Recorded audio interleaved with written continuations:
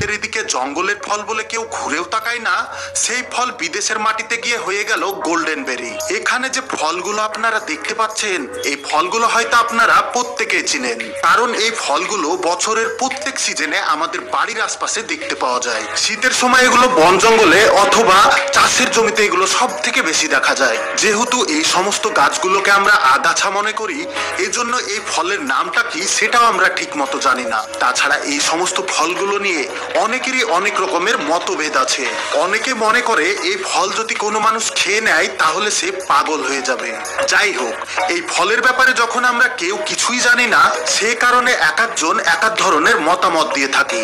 আপনাদের ওখানে এই ফলটাকে সবাই কি নামে চিনে অবশ্যই আমাকে কমেন্ট বক্সে কমেন্ট করে জানাবেন। আমাদের চারিপাশে যে সমস্ত বন জঙ্গলের মধ্যে ছোট ছোট ফল বা ফুলমূল দেখা যায়, সেগুলো কিন্তু আমরা প্রত্যেকে অ্যাভয়েড করে থাকি, কারণ না জেনে শুনে যদি এই সমস্ত ফলগুলো আমরা খেয়ে ফেলি তাহলে আমাদের শরীরে মারাত্মক ইফেক্ট পড়তে পারে, আর সেই কারণে এগুলোকে আমরা বেশি গুরুত্ব দিই না। কিন্তু হয়তো আপনি জানেন না, আমাদের বাড়ির চারিপাশে যে সমস্ত বন জঙ্গলে গাছপালাগুলোতে ফল ধরে, যেগুলো আমরা জংলি ফল বলি, সেগুলো পৃথিবীর কোনো না কোনো দেশে ফার্মিং করে প্রতি বছর কোটি কোটি টাকা ইনকাম করা হচ্ছে।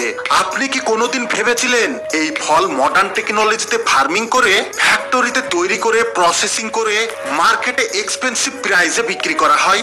ভাববেনই বা কি করে? এই ফলগুলো প্রত্যেকেই আমি, আপনি সবাই জন্মের পর থেকে দেখে এসেছি, আর এটা জানি যে এটা আগাছা ফল, এটা আমাদের কোনো কাজেই লাগে না। আপনি কি জানেন গোটা পৃথিবীর মধ্যে এগুলো শুধুমাত্র 4টি দেশে ফার্মিং করা হয়? সাউথ আমেরিকা, পেরু, ইউরোপ এবং কলম্বিয়াতে। কিন্তু এগুলোকে 4টি দেশে 4টি আলাদা আলাদা নামে জানা যায়। তাছাড়া ইউরোপ মহাদেশে এই ফলটির নাম দেওয়া হয়েছে গোল্ডেন বেরি।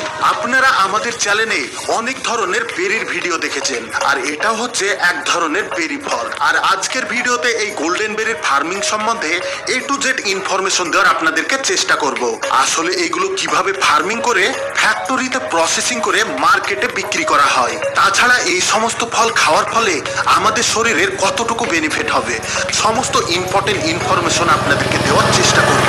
আর সেই সমস্ত ইনফরমেশনগুলি নেওয়ার জন্য অবশ্যই ভিডিওটি লাস্ট পর্যন্ত দেখতে থাকুন। তো বেশি কথা না বাড়িয়ে চলুন শুরু করা যাক। এই গোল্ডেন বেরিগুলো যখন পেকে যায় তখন এগুলো মিষ্টি স্বাদের হয়ে যায় এবং এদের কালার ব্রাউন ইয়েলো হয়ে যায়, অনেক সময় অরেঞ্জ কালারেরও হয়ে থাকে। এই গোল্ডেন বেরিগুলো অনেকটাই আঙুর আর টমেটোর মিশ্রণ ফ্লেভারের স্বাদের হয়ে থাকে।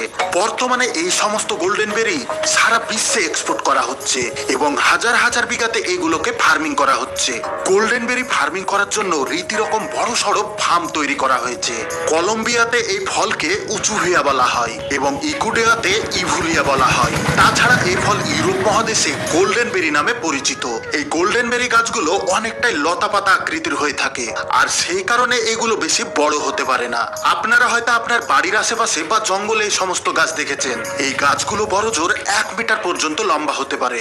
গোল্ডেন বেরি চাষ করা খুবই সহজ, এই চাষ যে কেউ করতে পারে। গোল্ডেন বেরির চাষ সব থেকে বেশি করা হয় পেরু, সাউথ আমেরিকা আর কলম্বিয়াতে।